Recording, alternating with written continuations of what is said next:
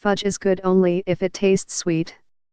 Theresa May's deal with the EU on Irish border trade is apparently too bitter for Ulster's Democratic Unionist Party to stomach. Yesterday they wielded a veto. A British government at an international summit was humiliated by a minority party pursuing a minority point of view. It is why governments should never rely on extremist parties. The DUP has 3 days to make amends, or a terrible vengeance should be taken on them. It does not matter that the DUP is hypocritical. Decades of Westminster indulging its political primitivism have come home to roost. Unionists have demanded separatism on education, trade, corporate taxes, abortion, homosexuality, and a host of pet issues, yet they want to call themselves British. They are Irish.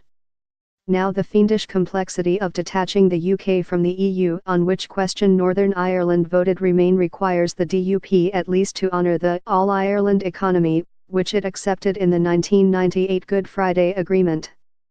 The concept of regulatory alignment in yesterday's deal should give it no practical problems, albeit possible administrative headaches.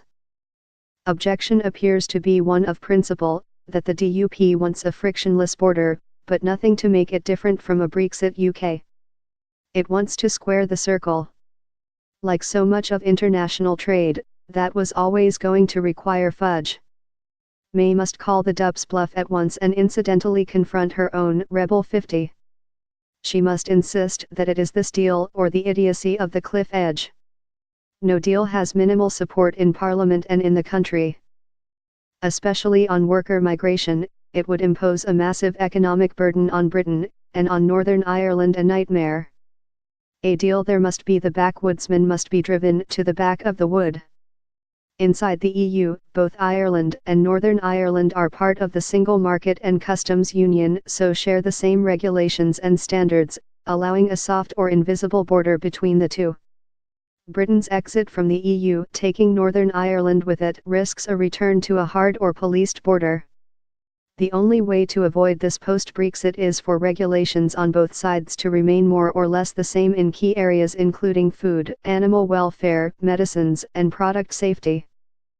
Early drafts of the agreement Britain hoped to get signed off on Monday said there would be no divergence from EU rules that support North-South cooperation, later changed to continued alignment in a formulation that appeared to allow for subtle divergences.